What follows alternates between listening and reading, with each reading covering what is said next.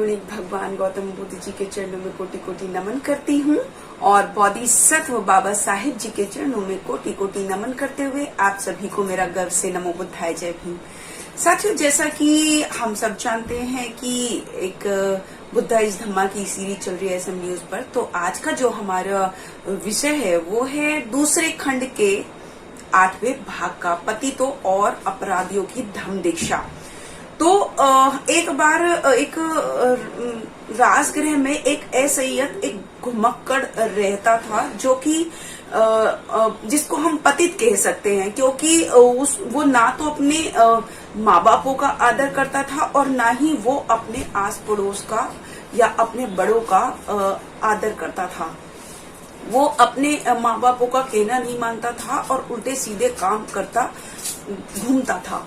तो इससे पुण्य लाभ कमाने के लिए वो लगातार सूर्य की, चंद्रमा की और अग्नि देवता की पूजा किया करता था। तो ऐसा वो करता रहता था और अपने आप में मस्त रहता था। एक बार उससे ऐसी कोई पाप हो गया और उस पाप को दूर करने के लिए उसने 3 साल तक लगातार वो कभी बलि चढ़ाता, कभी पूजा करता और अपने शरीर को बहुत सारे कष्ट उसने दिए, लेकिन उसको शांति प्राप्त नहीं हुई। तब उसको लगा कि तब उसने तथागत बुद्ध के बारे में सोचा कि तथागत बुद्ध के धम्म में शांति मिलती है। तो ये सोचकर वो तथागत बुद्ध के पास आया। सावस्ती में उस वक्त तथागत बुद्ध थे और तथागत बुद्ध के पास जैसे ही वो पहुंचा तो उसने उनके तेजपूर्ण व्यक्तित्व को देखकर वो इतना उनके चरणों में गिर गया और इतना खुश, इतना प्रसन्न हो गया और उनसे याचना की कि वो उसको धम्म की दीक्षा की दे। तो ये सोचकर तथागत बुद्ध ने फिर उसको बताया कि बलि देने से या अपने शरीर को कष्ट पहुंचाने से कोई लाभ नहीं होगा। बाह्य कर्म कांडों से कोई लाभ नहीं होगा। जब तक मन के अंदर सबके प्रति आदर भाव ना हो या अपने कर्तव्यों का जब तक ज्ञान ना हो, तब तक हम चाहे कुछ भी कर ले उनका कोई लाभ नहीं। वो सब के सब व्यर्थ है। चाहे आप बलि चढ़ा लो, चाहे कितनी भी पूजा पाठ कर लो, क्योंकि हमारे मन के अंदर जो भाव उत्पन्न होते हैं, हम जो दूसरों के साथ जो व्यवहार करते हैं उसी से ही आदर पूर्वक जो व्यवहार करते हैं और अपने कर्तव्यों का आदर पूर्वक ही निर्वाह करते हैं, तब जाकर हमको मन की शांति मिलती है। जैसे तथागत बुद्ध ये बातें उसको कह रहे थे, तो तभी वहां के जितने भी ग्रामीण थे, खासकर बच्चों के माता पिता भी तथागत बुद्ध की बातों को सुनने के लिए चले आए और उन्होंने अपने बच्चों का विवरण उनके सामने सुनाया। तथागत बुद्ध जो है बड़े मुस्कुराए और मुस्कुराकर उन्होंने उत्तर दिया कि जो श्रेष्ठ व्यक्ति होता है वो हमेशा तृष्णा का बहिष्कार करता है।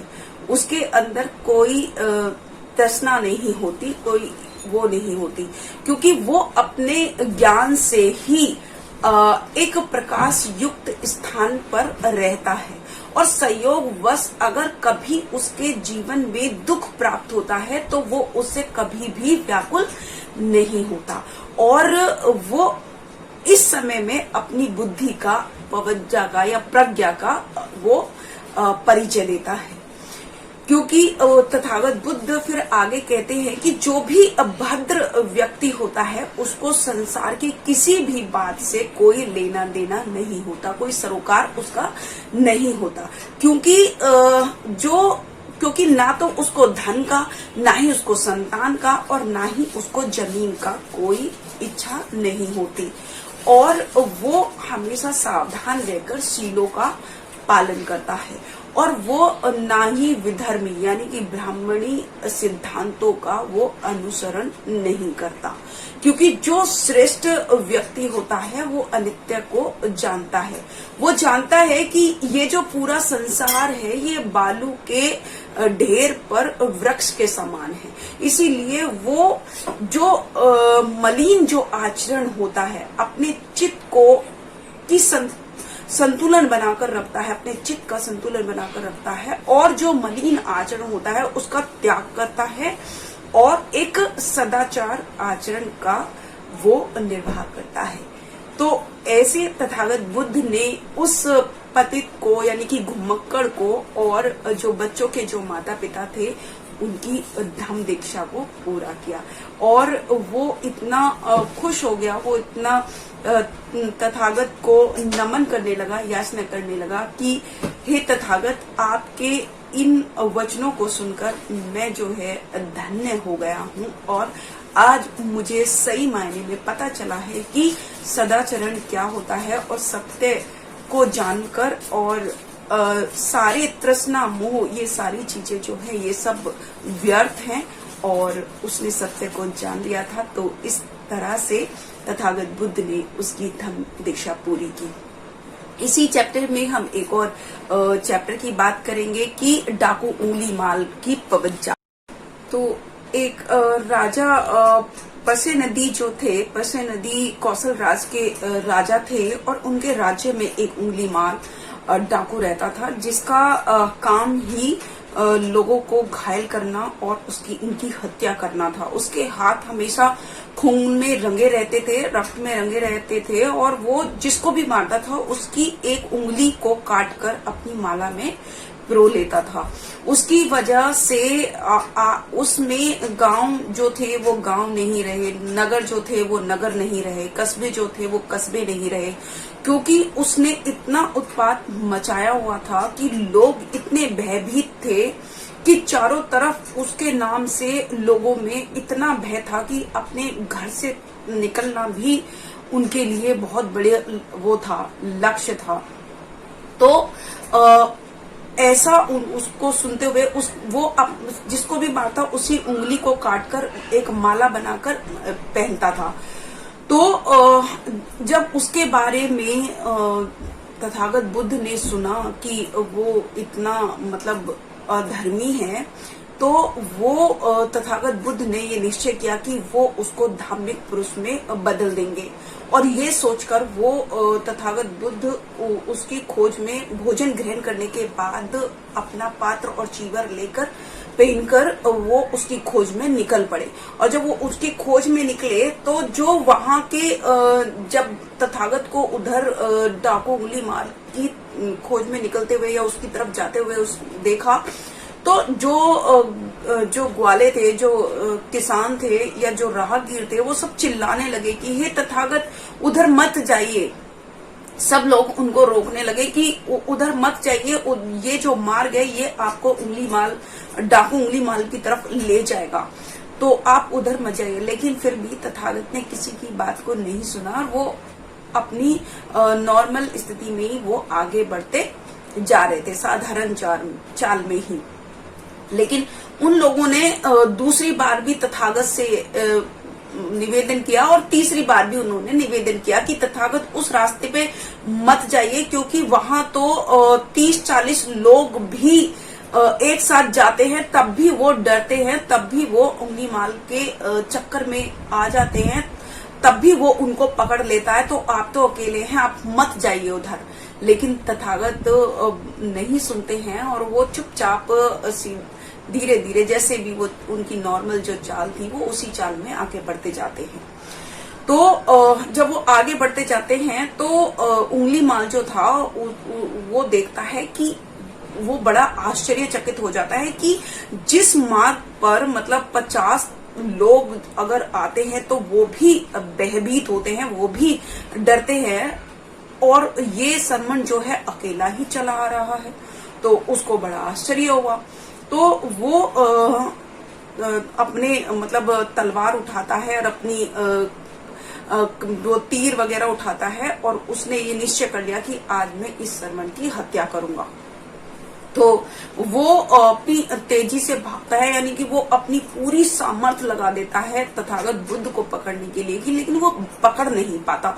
वो बहुत ही आश्चर्यचकित हो जाता है कि मेरी इतनी मैं इतना तेज दौड़ता हूँ, जो एक चलते हुए हाथी को, एक दौड़ते हुए घोड़े को और चलती हुई गाड़ी को मैं पकड़ लेता हूँ और ये साधारण चाल में चल रहा है, उसके बावजूद भी मैं इस सरमन को पकड़ नहीं पा रहा। ऐसा क्या हो रहा है? क्योंकि वो इतना तेज भागता है, इतना तेज भागता है, और तथागत बुद्ध अपनी साधारण चाल में चलते हैं, लेकिन फिर भी वो उनको पकड़ नहीं पाता। तो वो बहुत ही आश्चर्यचकित हो जाता है कि ऐसा क्यों हो रहा है कि मैं इस सरमन को पकड़ नहीं पा रहा हूँ। तो उसके बाद वो रुक जाता है और वो जोर से चीखता है, ओ सरमन रुक रुक, ऐसे बोलता है, और वो उनको रोकने के लिए आवाज लगाता है। तो तथागत बुद्ध रुक जाते हैं और कहते हैं कि मैं तो कब का रुक चुका हूँ, तू कब रुकेगा?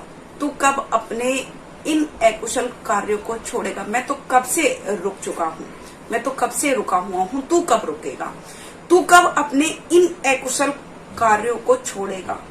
तो वो कहते हैं कि वो ये सुनकर बड़ा वो होता है कि वो समझ नहीं पाता कि आखिर ऐसा कैसे, मतलब ये कैसे वो है। उनके तेज पूर्ण व्यक्तित्व को देखकर वो भी मतलब कुछ समझ नहीं पाता, और वो तथागत बुद्ध उसको कहते हैं कि तुझ में अभी अच्छाई भरी हुई है, तेरी अच्छाई अभी मरी नहीं है, तू प्रयास कर और तू अपने अकुशल कार्यों को छोड़ दे। तथागत बुद्ध उसको इस तरीके से समझाते हैं कि वो एकदम मतलब पता नहीं वो निर्शास्त्र हो जाता है। वो अपने सभी शास्त्रों को फेंक देता है, अपने गले में से माला उतार कर वो गहरे गड्ढे में फेंक देता है और तथागत के चरणों में गिर पड़ता है और कहता है कि हे तथागत, मैं अपने अकुशल सभी कार्यों को छोड़ने के लिए तैयार हूँ, लेकिन आप मुझे अपने भिक्खु संघ में, अपने संघ में मुझे शामिल कर लीजिए। तो वो उंगली माल डाकू, जिससे लोग इतने भयभीत थे, लेकिन तथागत को देख कर, उनकी बातों को सुनकर वो सभी शास्त्रों को, सभी शस्त्रों को फेंक देता है, अपने गले से माला उतारकर फेंक देता है और तथागत बुद्ध के संग में आने की याचना तथागत से करता है। तो तथागत बुद्ध उसको कहते हैं कि आ भिक्खु आ। तो अब तथागत बुद्ध ने उसी वक्त से ही उसको भिक्खु बना लिया और वो जैतवन विहार की तरफ चल पड़े।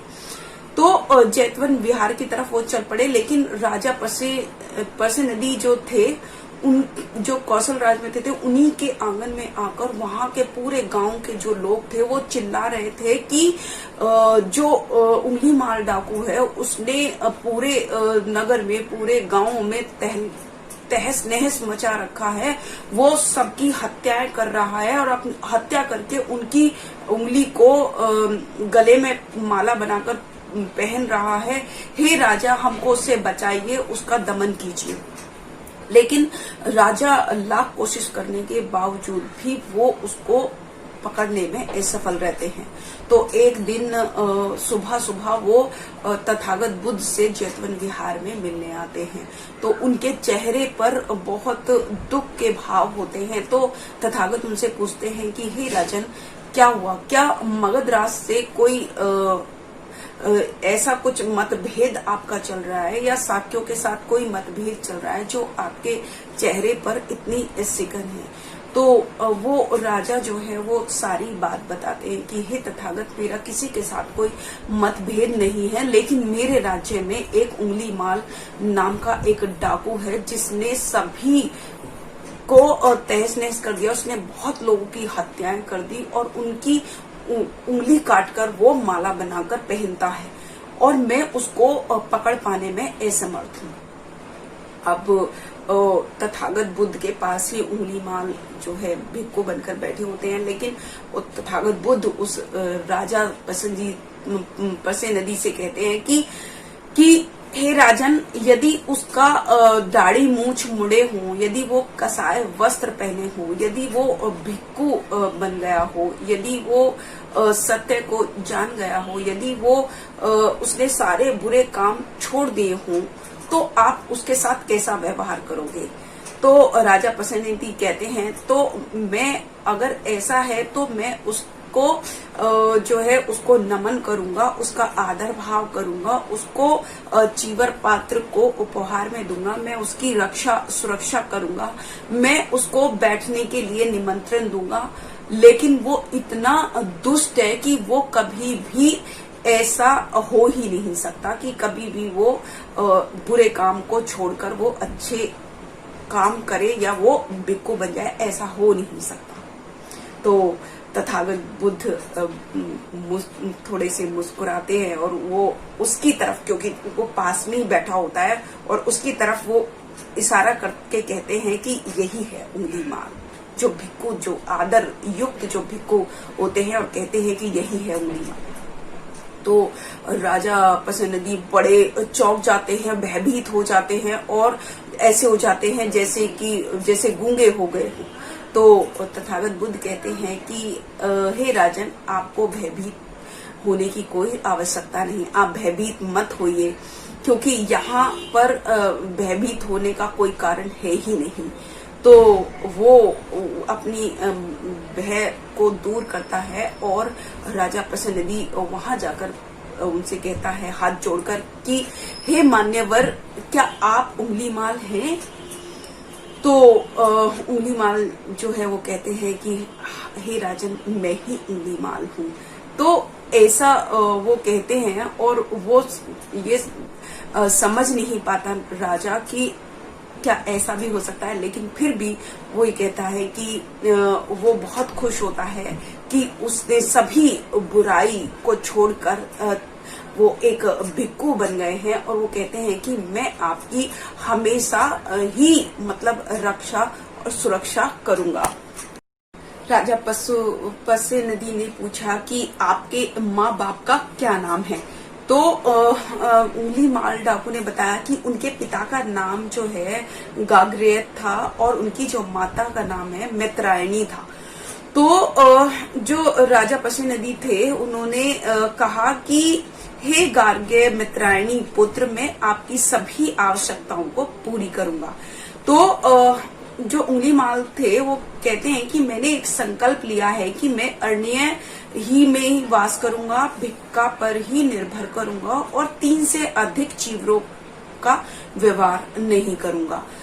कि और 3 चीवर भी जो मैं पहनूंगा वो वही पहनूंगा जो कि कूड़ों के ढेर पे से जो चीथड़े उठाकर जो बनाए गए, बस सिर्फ उन्हीं 3 चीवरों को मैं पहनूंगा। और ये कहकर उसने राजा पसनदी का जो निमंत्रण था उसको अस्वीकार कर दिया। तो राजा पसनदी बहुत ही प्रसन्न हुए और वो तथागत बुद्ध के पास आए और तथागत बुद्ध से कहने लगे कि हे तथागत, आप अद्भुत हैं, अद्भुत, आप सचमुच अद्भुत हैं, क्योंकि आप जंगली को पालतू बना सकते हैं, यानी कि आप जो है अशिक्षित को शिक्षित कर सकते हैं, आप अशांत को शांत कर सकते हैं, आप में वो सभी गुण हैं कि आप किसी को भी सत्य से रूबरू करा सकते हैं, आप प्रमादी को अप्रमादी बना सकते हैं। तो ऐसा कहकर वो बहुत ही प्रसन्न हुआ और उसने प्रसन्नता के साथ उनसे विदा ली। एक दिन जब उंगली माल भिक्षाटन के लिए नगर में प्रवेश उन्होंने किया तो बहुत सारे जो लोग थे वो समझते थे कि यही उंगली माल है। तो उन्होंने, किसी ने उनके ऊपर पत्थर फेंका, किसी ने डेला फेंका, किसी ने मतलब उनको बहुत नुकसान पहुंचाया, यहाँ तक कि उनके सर से, जो उंगली माल थे उनके सर से जो है खून की धारा बहने लगी, रक्त बहने लगा, उनका पात्र टूट गया और उनके जो कपड़े थे वो सब फट गए। तो इतना ऐसी बुरी हालत में वो तथागत बुद्ध के सामने गए और तथागत बुद्ध ने बस उनसे यही कहा कि उंगली माल सहन कर, अब ये तू सहन कर। तो वो सहन करते हैं और फिर वो मुक्ति सुख को प्राप्त जब वो कर लेते हैं और वो कहते हैं कि प्रमादी से अप्रमादी हो गया, मैं कुशल कार्यों से मैंने जो है अपने भूतकाल को ढक लिया है और तरुण अवस्था में जो कोई भी बुद्ध की शरण में आ जाता है वो बादलों से मुक्त चंद्रमा के समान हो जाता है और पूरे संसार को प्रकाश देता है। तो ऐसा वो कहता है। और अंगुलीमाल जो कि बहुत ही आदरणीय भिक्खु बन चुके थे, बहुत अच्छे उन्होंने ज्ञान प्राप्त कर लिया था, सत्य को जान लिया था। और उन्होंने कहा फिर कि हे बुद्ध, बुद्ध ने मुझे, जो मैं नीचे जा रहा था, धारा की तरफ नीचे जा रहा था, मुझे जमीन पर लाकर बुद्ध ने खड़ा कर दिया। और मैं सभी अकुशल कर्मों को छोड़कर आज मैं मुक्ति मैंने पाली है और मैं सत्य को जान गया हूँ। और एक वो जो अंगुलीमाल थे वो एक महान भिक्खु बने। तो ये जो तथागत बुद्ध के द्वारा डाकू अंगुलीमाल की पवज्जा इस तरह से हुई। तो आज का जो हमारा चैप्टर है वो यही समाप्त होता है। कल फिर से एक नए चैप्टर के साथ आपके सामने उपस्थित होंगी। तब तक के लिए मैं शकुन कौर अपनी वाणी को विराम देती हूँ। आप सभी को मेरा गर्व से नमो बुद्धाय। जय भीम, जय भारत। अगर आपने अभी तक हमारा चैनल सब्सक्राइब नहीं किया है तो सब्सक्राइब करें और घंटी का बटन बिल्कुल भी दबाना ना भूलें, ताकि सभी लेटेस्ट खबरें पहुंच सकें आप पे सबसे पहले।